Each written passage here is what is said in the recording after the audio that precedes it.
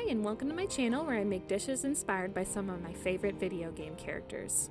Today's dish is inspired by Heismay from Metaphorrefantazio. I remember seeing promotional content for this game and seeing Heismay and being so confident that I wouldn't have him as a main party member, and thinking I probably wouldn't like him. This thought all stemmed from the fact that generally I lean more towards humanistic races in games, such as Final Fantasy XIV. For some reason, I don't usually like to play as characters that don't have human-like proportions, which is probably a bit unfair of me.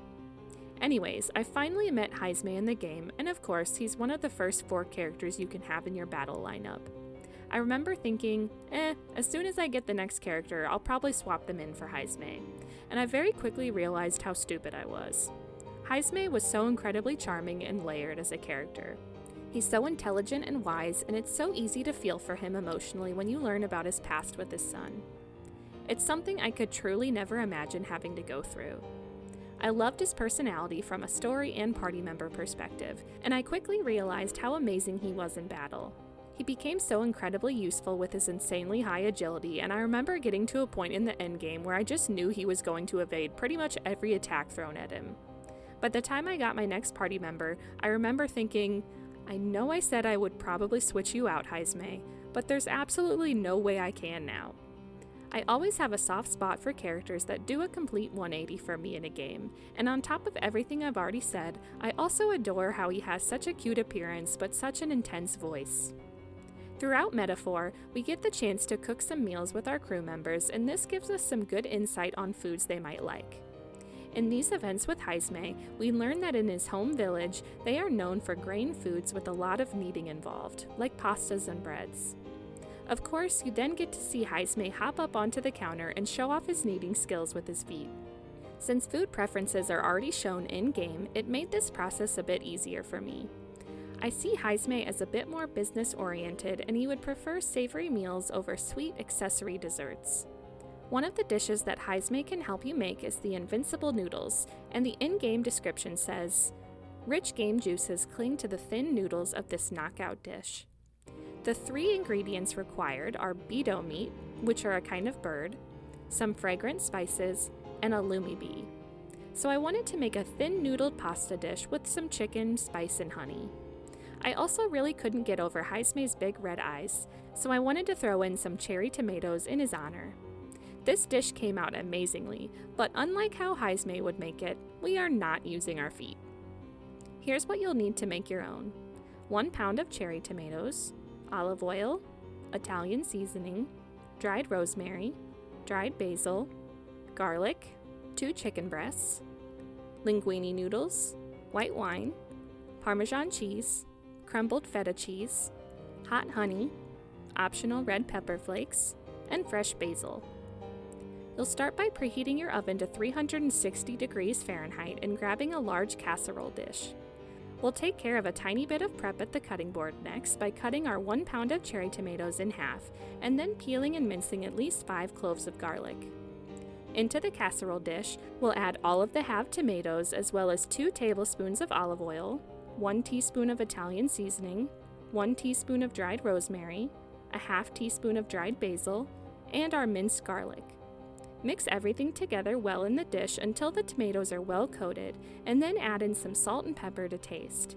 If you feel like the pan is too dry, you can also add a little bit more olive oil if you'd like. You can then slide the dish into the oven to bake for 25 to 35 minutes until the tomatoes have reduced to a jammy consistency. While the tomatoes are baking, we'll start heating a large pot of salted water on high for the pasta, and then we'll start heating a large skillet on medium heat. We'll take our chicken out of the fridge and pat it dry with paper towels if needed, and then we'll slice the chicken breasts in half so that they are thinner. We'll coat both sides generously to taste with salt, pepper, and Italian seasoning.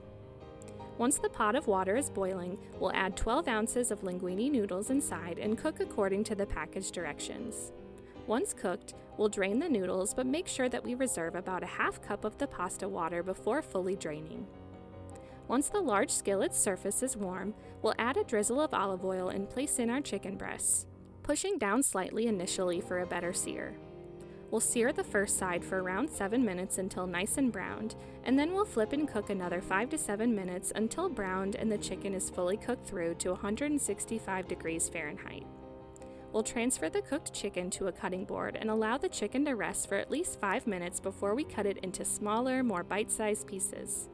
During this process, once the tomatoes are done baking, we'll remove them from the oven and immediately pour in 3 tablespoons of white wine. We'll use a spatula or wooden spoon to mix and scrape up any bits that may have stuck to the bottom of the pan. You'll then add in 1½ cups of shredded Parmesan cheese and stir until well dispersed and the cheese is melted. At this point, if your pasta is still cooking, put the dish back into the oven with the oven off to keep the tomatoes warm.